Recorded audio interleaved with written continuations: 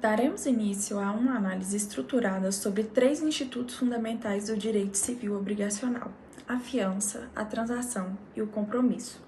Esses mecanismos, embora eles sejam distintos de natureza e finalidade, eles desempenham um papel relevante no âmbito contratual e na solução de conflitos, sendo amplamente utilizado tanto na prática jurídica quanto nas relações privadas em geral. Antes de começar a aprofundar em cada um deles, é importante compreender de uma forma panorâmica o que eles representam. A fiança ela consiste em uma garantia pessoal por meio de qualquer um terceiro, o fiador, e que ele assume responsabilidade pelo cumprimento de uma obrigação alheia e oferece a segurança ao credor e a estabilidade e o vínculo contratual. A transação, por sua vez, ela se configura em um acordo celebrado entre partes, com o objetivo de prevenir ou encerrar litígio, sendo um instrumento valioso para a pacificação de conflitos e para uma autonomia privada. Já o compromisso, ele se caracteriza como um ajuste em que as partes se obrigam a determinado comportamento ou solução específica, com um compromisso arbitral voltado à resolução de disputas do poder judiciário. Ao longo desse vídeo, exploramos as características essenciais de cada instituto, seus requisitos, suas limitações, suas aplicações práticas, sempre buscando demonstrar como esses mecanismos contribuem para a efetividade das relações jurídicas para a segurança das partes envolvidas. Com essa visão geral inicial, a Laura dará continuidade aos estudos de fiança, de contrato de fiança. Olá, professor Túlio. Bom dia, boa tarde ou boa noite, a depender do horário que o senhor assistirá nosso seminário. Dando continuidade à apresentação, eu vou falar sobre o contrato de fiança. A ideia é explicar o que é fiança, como ela funciona no Código Civil e trazer um exemplo prático, especialmente no contexto de locação de imóvel. Nesse sentido, nada mais justo do que iniciar explicando o conceito de fiança e sua natureza jurídica. Bom, então vamos lá. A fiança é um contrato de garantia pessoal. O artigo 118 do Código Civil define que, pelo contrato de fiança, uma pessoa garante ao credor o pagamento de uma obrigação assumida por outra, caso essa outra pessoa não cumpra a dívida. Em outras palavras, é quando alguém chamado fiador promete ao credor que, se o devedor não pagar, ele paga. Então, a fiança é um instrumento para reforçar a segurança do credor. Do ponto de vista jurídico, a fiança tem algumas características importantes. Dentre elas, é um contrato acessório. Ela depende de uma obrigação principal. Se a obrigação principal é nula ou se extingue, a fiança também tende a se extinguir. O Código Civil deixa isso claro ao tratar das obrigações nulas no artigo 824. Continuando, é uma garantia pessoal, não recai sobre um bem específico, como a hipoteca de um imóvel, mas sobre o patrimônio do fiador. Em regra, tem natureza unilateral quanto às obrigações. Quem assume o dever de pagar, se o devedor não pagar, é o fiador. E, continuando, é um contrato que não admite interpretação extensiva, conforme o artigo 819 do Código Civil, ou seja, qualquer dúvida se resolve em favor do fiador, porque se entende que ele não deve ser responsabilizado além do que expressamente assumiu. Aprofundando um pouco mais no assunto, vamos entender a estrutura da fiança. Para iniciarmos, vamos abordar as partes envolvidas. Na estrutura da fiança, a doutrina costuma destacar 3 sujeitos: o credor, que quem tem o crédito exige o pagamento. Exemplo, o proprietário do imóvel. O devedor principal ou o afiançado, quem deve originalmente. Exemplo, o locatário. E o fiador, o terceiro que assume a obrigação de pagar se o devedor não pagar. Vamos agora para a forma do contrato em si. E isso é muito importante, porque o Código Civil exige e deixa bem claro que a fiança seja por escrito. O artigo 819 afirma que a fiança dar-se-á por escrito e ainda reforça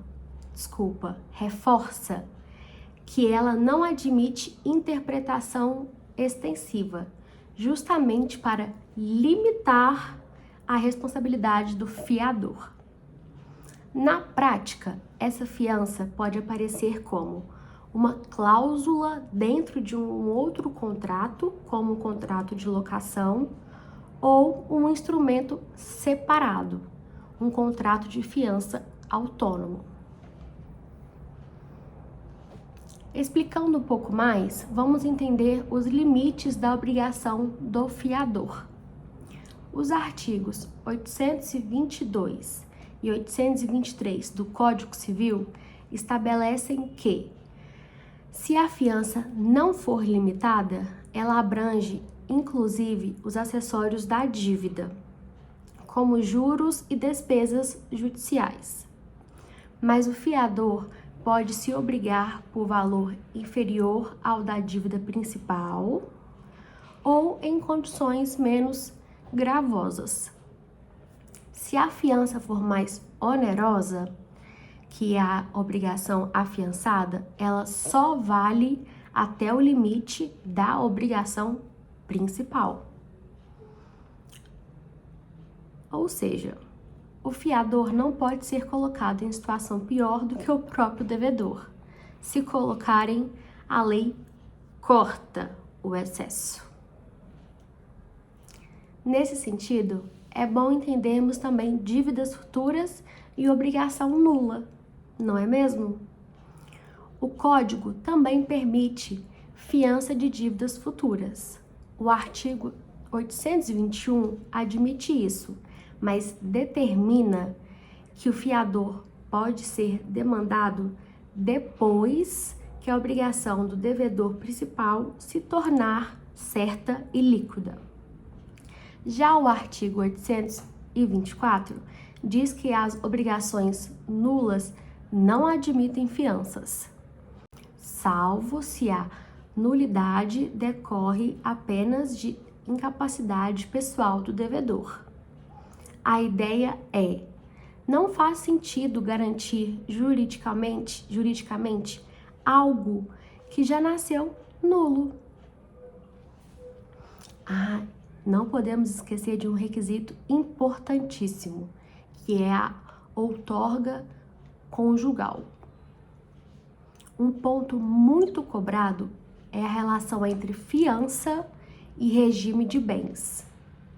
O artigo 1647, parágrafo 3º do Código Civil determina que, salvo no regime de separação absoluta de bens, nenhum dos cônjuges pode prestar fiança sem autorização do outro, a chamada outorga uxória ou marital. Peço perdão, porque são palavras um pouco mais complicadas. Então, se o cônjuge presta fiança sem a autorização, a jurisprudência do STJ tende a reconhecer ineficácia da garantia em relação ao cônjuge que não autorizou. Um funcionamento prático, né? Que é o benefício da ordem. Adentrando no funcionamento prático, que é o benefício de ordem, subrogação e exoneração, vamos começar com o benefício de ordem, responsabilidade subsidiária. Por padrão, o fiador responde de forma subsidiária, ou seja, o credor deve buscar primeiro o devedor principal e só depois o fiador. Esse mecanismo é reconhecido como benefício de ordem, prevista nos artigos 827 do Código Civil. O fiador demandado pode exigir que sejam primeiro executados os bens do devedor, desde que alegue isso até contestação e indique bens suficientes, livres e desembaraçados no mesmo município. Efeitos do pagamento, né? A subrogação e o direito de regresso. Se o fiador acaba pagando a dívida, o artigo 831 do Código Civil determina que ele fica subrogado nos direitos do credor, ou seja, passa a ocupar o lugar do credor em relação ao devedor. Isso significa que, depois de pagar, o fiador pode cobrar do devedor principal tudo aquilo que desembolsou, com base na mesma relação jurídica. A jurisprudência do STJ reforça essa ideia e entende que a subrogação conserva, inclusive, o prazo prescricional da dívida original. Os artigos 822 e 833 complementam dizendo que o devedor responde perante o fiador por perdas e danos e que o fiador tem direito aos juros do desembolso pela mesma taxa de obrigação principal, se houver, ou juros legais. E por fim, exoneração e extinção da fiança. Vamos entender um pouco sobre isso. O artigo 835 do Código Civil prevê que o fiador pode se exonerar da fiança sem limitação de tempo, desde que notifique o credor. Ele fica responsável pelos efeitos da fiança por um prazo determinado após essa notificação. E, além disso, como a fiança é acessória, como já dito anteriormente, a extinção da obrigação principal por pagamento, novação, compensação, em regra, também acarreta a extinção da fiança. Mas tudo bem, então quando que se usa a fiança? Vamos ver exemplos práticos. Na prática, a fiança aparece muito em contratos de locação de imóveis, é o mais clássico. O locador exige um fiador para garantir o pagamento de aluguéis e encargos. Contratos bancários e de créditos, financiamentos, empréstimos, operações de crédito em geral. Contratos de prestação de serviços ou fornecimento de produtos, quando o credor quer reforçar a garantia do pagamento. E em contratos empresariais, em que sócios ou terceiros prestam fianças em favor da empresa. Em todos esses casos, a fiança funciona como uma espécie de colchão de segurança para o credor. Se o devedor não paga, há um terceiro com patrimônio comprometido. Agora, vamos para um exemplo prático explicado passo a passo, para concluirmos o que seria o contrato de fiança. Vamos pegar uma situação hipotética. Maria é estudante universitária e vai alugar um apartamento em Belo Horizonte. O locador exige um fiador. O pai de Maria, o senhor João, por sua vez, aceita ser o seu fiador. Eles assinam o contrato de locação, que contém cláusula de fiança, prevista nos termos dos artigos 818 a 839 do Código Civil. Nessa situação, o devedor principal é a Maria, que tem a obrigação de pagar aluguéis e encargos, o credor é o proprietário do imóvel e o fiador é o pai, o senhor João, que assume a obrigação de pagar caso a Maria não cumpra sua obrigação. A fiança, como já disse várias vezes, é formalizada por escrito, conforme exige o Código 819, e delimita quais valores são garantidos: aluguel, condomínio, IPTU, multa, por aí vai. Vamos supor que depois de alguns meses, Maria deixe de pagar 3 meses de aluguel. O locador pode cobrar primeiro Maria. Se o contrato não tiver renúncia ao benefício de ordem, o fiador pode invocar o artigo 827 e exigir que sejam executados primeiro os bens da devedora, indicando bens suficientes. Mas, se o contrato trouxer renúncia ao benefício de ordem, o que é muito comum em contratos de locação, o locador pode ir direto contra o fiador, cobrando o débito. É justamente por isso que a fiança é um contrato que exige muito cuidado de quem aceita ser o devedor. Ele pode ser cobrado como se fosse o próprio devedor, dependendo das cláusulas. Mas, se o pai de Maria, como fiador, decide pagar esses meses que estavam em débito, em crédito,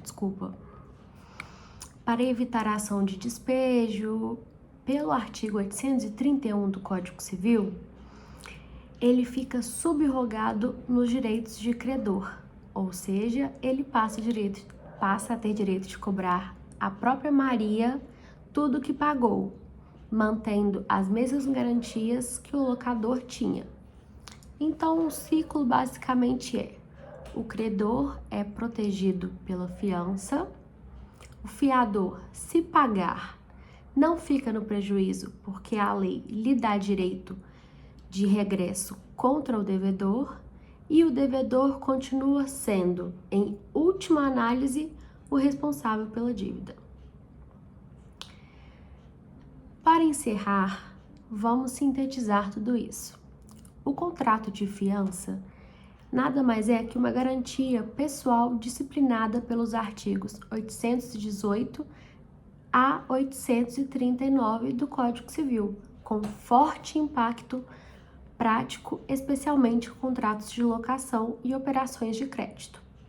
Ele se caracteriza por ser acessório, pessoal e, em regra, subsidiário, protegendo o credor, mas também garantindo ao fiador mecanismos de defesa, como o benefício da ordem e o direito de subrogação após o pagamento. Por isso, é um contrato que envolve, ao mesmo tempo, técnica jurídica e uma boa dose de confiança entre as partes. Muito obrigada pela atenção. Nesse sentido, darei a palavra ao Levi, quem brilhantemente abordará o contrato de transação. Bom dia, boa tarde, boa noite, telespectador, seja qual horário você esteja vendo isso. Hoje eu vou falar sobre a transação no Código Civil. É um instrumento essencial para duas coisas: pacificação social e redução dos custos do processo judicial. É um tanto quanto extenso, 10 artigos bem desenvolvidos no Código Civil, mas eu vou explorar cada um com vocês. Primeiramente, o que seria a transação? Vamos começar por aqui. Bem, alguns autores, como Maria Helena Diniz, definem a transação como o seguinte: um negócio jurídico, bilateral, mediante concessões recíprocas, destinado a prevenir e extinguir obrigações litigiosas ou duvidosas. Ela observa que, na prática, muitas vezes as partes preferem resolver os conflitos extrajudicialmente devido à morosidade, custo, incerteza inerente do Poder Judiciário. Ela também vai destacar a natureza híbrida da transação, que, embora seja formalmente contrato, seus efeitos extintivos aproximam-se do pagamento, porque ela pode extinguir obrigações da mesma forma que o adimplemento. Seguindo, a gente também pode ver um ponto de vista histórico de João Batista Vilela. O Vilela diz que desde o direito romano até os códigos modernos, a transação foi concebida como um mecanismo de concórdia voltado à redução de litígio e custo social. Ele até ressalta que no Código Civil de 2002 acaba mantendo esse alinhamento histórico por reforçar valores éticos, econômicos e práticos da autocomposição, valorizando a autonomia privada e a solução consensual dos conflitos. Sendo assim, saindo da teoria, vamos para os artigos. Primeiro, artigo 840. Ele vai afirmar expressamente que é lícito as partes prevenir ou encerrar um litígio mediante concessões mútuas. Esse dispositivo vai revelar uma opção política do legislador, que reconhece que a solução privada dos possíveis, quando possível, é até preferível à intervenção estatal direta. Ele reforça que essa tradição acaba privilegiando a concórdia como estabilização social e como meio de assegurar autonomia e pacificação. Em seguida, a gente segue para o artigo 841, e ele estabelece que a transação só é permitida a direitos patrimoniais de caráter privado, não podendo incidir sobre direitos indisponíveis. Entretanto, Maria Helena Diniz, por exemplo, ela admite transações sobre aspectos patrimoniais derivados de direitos indisponíveis, como, por exemplo, valores vencidos de alimentos ou formas de pagamento, desde que haja a proteção ao interesse e à dignidade do alimentando. Agora, quando se trata da administração pública, embora entes públicos possam transgredir sobre direitos patrimoniais decorrentes de relações contratuais, deve fazê-los observando princípios administrativos. A renúncia livre aos créditos também é vedada, salvo previsão legal expressa, e nos contratos administrativos comuns, ajustes patrimoniais só são válidos quando motivados pelo interesse público, pela vantajosidade ou pelo risco do litígio. Quer um exemplo? Por exemplo, em um termo de confissão total de dívida firmado por um município em que houve reconhecimento de débito, parcelamento mediante cheques e autorização de descontos bancários, a Procuradoria consideraria o acordo válido desde que houvesse fundamentação em conveniência administrativa, risco probatório e necessidade de liquidação ordenada, e não como renúncia irregular de crédito. Já no âmbito dos direitos difusos coletivos, a transação privada é inadmissível, sendo substituída pelo termo de ajustamento e conduta. Artigo 842 vai tratar da forma da transação, estabelece que a transação pode ser realizada por um instrumento particular, desde que essa forma for suficiente ou por escritura pública quando a lei exigir alguma solenidade. Nos casos em que o litígio já esteja judicializado, o acordo pode ser celebrado por escritura pública ou por termo nos autos, dependendo de homologação judicial para produzir esses efeitos no processo, mas ainda podendo produzir esses efeitos. Aqui a gente vai aplicar o que a gente chama de princípio do paralelismo formal, o qual a forma da transação deve respeitar a forma exigida no objeto do acordo. Por exemplo, se o litígio vai envolver direito real sobre imóvel, é óbvio que a escritura pública vai ser necessária para formalizar a transação. Artigo 843 ele vai determinar que a transação pode ser interpretada restritivamente, não desmentindo direitos, mas apenas declarando ou reconhecendo situações jurídicas já existentes. Significa que ela não é um instrumento translativo, não serve para transferir propriedade. Nesse caso aí, você vai ter que utilizar contratos próprios, como compra e venda, cessão e doação. Como a interpretação dela é restritiva, cláusulas genéricas, por exemplo, nada mais há a reclamar, não vão alcançar os direitos que não tenham sido individualizados de forma específica no objeto do acordo. Dessa forma, isso vai trazer certa segurança jurídica, evitando renúncias, concessões determinadas se estendam a direitos não discutidos ou mencionados no pacto. O artigo 844 vai disciplinar sobre a transação perante terceiros, reafirmando a regra geral da eficácia inter partes, mas também vai introduzir algumas exceções relevantes, especialmente nos casos de solidariedade e finança. Assim, uma transação entre credor e devedor pode liberar o fiador, Uma transação entre credor solidário e devedor extingue a obrigação perante os demais credores. E uma transação celebrada entre um devedor solidário e o credor extingue a dívida para todos os cobrigados. Isso exige atenção, porque os acordos firmados sem participação dos sujeitos podem gerar efeitos instintivos que alcançam terceiros de forma automática. Prosseguindo então, artigo 845, ele vai regular a evicção dentro da transação. E segundo o dispositivo, se houver evicção de coisa renunciada ou transmitida, a obrigação anteriormente extinta não se restabelece. A parte prejudicada terá apenas o direito de exigir perdas e danos, não podendo reabrir o litígio. Isso vai preservar o objetivo central da transação, que é impedir o retorno do conflito. O artigo 846, por sua vez, vai dispor que a transação referente à obrigação civil decorrente de delito não extingue a ação penal pública. Isso preserva o princípio da indisponibilidade da pretensão punitiva estatal, quando os crimes são de ação penal pública. A transação pode reparar danos civis, influenciar a dosimetria da pena, demonstrar arrependimento eficaz, mas não impede a atuação do Ministério Público quando presentes requisitos da ação penal. Contudo, em crimes de ação penal privada, por exemplo, a transação pode impedir o oferecimento de uma queixa. Já nos crimes de ação penal pública condicionada à representação, pode influenciar a decisão da vítima de apresentar ou não, ainda que não impeça a ação quando a representação já foi formalizada. Isso até acaba entrando um pouco em direito penal. O artigo 847, por sua vez, ele admite a cláusula penal na transação, conferindo às partes um instrumento coercitivo para assegurar o cumprimento do acordo, atuando como desestímulo ao descumprimento. Todavia, a liberdade não é absoluta. A penalidade deve respeitar os limites legais e deve especificar claramente o fato gerador, cálculo da penalidade, incidência cumulativa ou não, se não tiver, e indenização de perdas e danos. Dando continuidade, artigo 848 trata da invalidade da transação. Quando houver nulidade em cláusula essencial, a regra do caput é bem rígida. Se o vício recair sobre elemento essencial do acordo, como ilicitude do objeto, a transação vai ser invalidada. Só que o parágrafo único vai introduzir uma importante flexibilização ao estabelecer que quando a transação abranger múltiplos direitos independentes de si, a nulidade relativa a apenas um deles não invalida o acordo como um todo. Prosseguindo, artigo 849 vai delimitar as hipóteses de anulabilidade da transação, estabelecendo que ela só poderá ser anulada por dolo, coação ou erro essencial relativo à pessoa ou coisa. Essa restrição é da natureza própria dela. Existe justamente para pôr um fim à dúvida ou ao conflito. Outra coisa também relevante, parágrafo único desse artigo, determina que o erro de direito não invalida a transação quando disser respeito à própria controvérsia.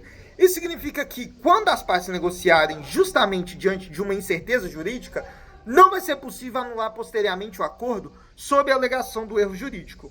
No plano prático, isso daí vai impedir que os acordos sejam desfeitos após mudança de posicionamento estratégico, por exemplo. Já o artigo 850 encerra o regime jurídico associando a autoridade da coisa julgada, associando a transação.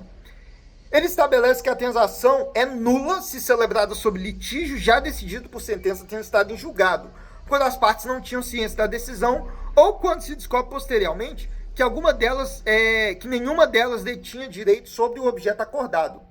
Essa regra vai impedir que transações sejam realizadas para relativizar, revogar ou contornar o comando judicial definitivo. Contudo, esse dispositivo ele não vai impedir que as partes transacionem sobre os efeitos patrimoniais da sentença, como valores, juros, forma de execução, desde que não contrariem o conteúdo essencial. Fechando agora o conjunto normativo, a transação pode constituir título executivo quando homologada judicialmente, converte-se em título executivo judicial, conferindo maior força coercitiva e simplificando o processo de execução. Quando não homologada, e desde que contenha obrigação certa, líquida e exigível, vai funcionar como um título executivo extrajudicial, permitindo cobrança direta. Essa distinção ela se torna muito relevante, especialmente em litígios empresariais e administrativos, em que a celeridade da execução pode determinar a eficácia do acordo. Portanto, podemos concluir aqui que quando formalizada com uma precisão técnica e observância legal, a transação vai reduzir os custos sociais do litígio, vai produzir soluções proporcionais E vai assegurar também a segurança jurídica, autonomia e a justiça material entre os envolvidos. A análise doutrinária, por exemplo, de Vilela e de Maria Helena Diniz, constituem referências indispensáveis para a compreensão teórica e a aplicação também desse instituto. Sendo isso, vou finalizar minha parte e agora vou passar minha tocha para a Ingrid, que vai prosseguir falando sobre os contratos de compromisso. Olá, bom dia, boa tarde, boa noite. Eu me chamo Ingrid e hoje eu irei abordar o tema do contrato de compromisso. Para iniciarmos, o contrato de compromisso é um pré-contrato. Ele é usado quando duas partes já querem fazer um negócio, mas ainda não podem assinar o contrato principal. Ele serve como uma promessa formal, garantindo que ninguém vai desistir enquanto faltam documentos, prazos ou alguma autorização. Assim, ele dá uma certa segurança jurídica para ambas as partes até que tudo esteja pronto para ser feito o contrato definitivo.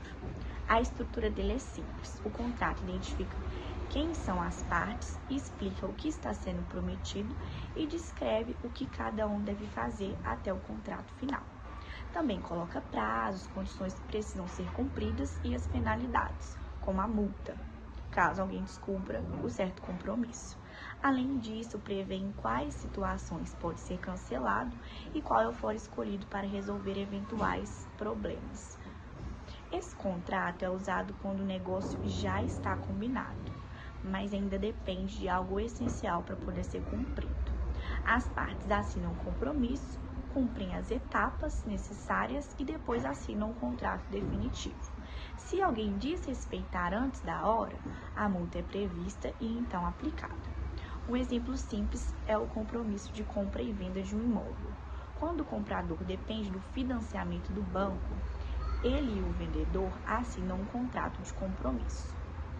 O comprador promete comprar quando o financiamento for aprovado e o vendedor promete reservar o imóvel.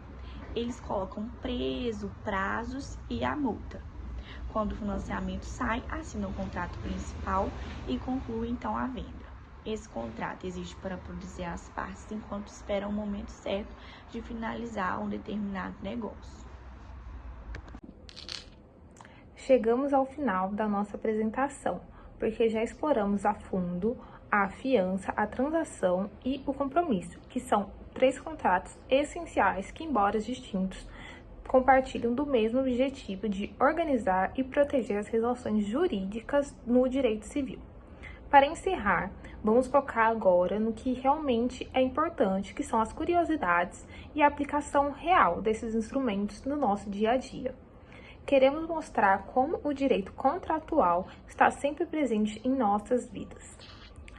No contrato de fiança, ele é uma garantia e a sua curiosidade principal é que a lei concede ao fiador o benefício de ordem. Isso significa que o credor, em regra, tenta cobrar primeiro do devedor principal. No entanto, é quase universal nos contratos de locação a renúncia expressa a esse beneficiário. Ao renunciar, o fiador e o devedor se tornam solidários. Portanto, o credor pode, então, cobrar a dívida integralmente de qualquer um dos dois. É um risco enorme que existe leitura cuidadosa de cada cláusula. A aplicação prática seria a locação de imóveis. A fiança é a segurança jurídica que permite ao proprietário alugar o bem, sabendo que haverá um terceiro responsável se o inquilino não pagar. É um pilar do mercado imobiliário. Já a transação é um contrato que põe fim a um litígio, mediante concessões mútuas. A curiosidade principal é que o acordo de transação tem força de coisa julgada entre as partes, uma vez que assinado e homologado, é final e irretratável. As partes não podem simplesmente voltar atrás e rediscutir aquilo que foi um ponto na justiça. Isso confere na segurança e estabilidade à solução. A outra curiosidade é que a lei exige a transação seja interpretada restritivamente, ou seja, ela só resolve aquilo que foi expressamente incluído no acordo, nada de interpretações amplas.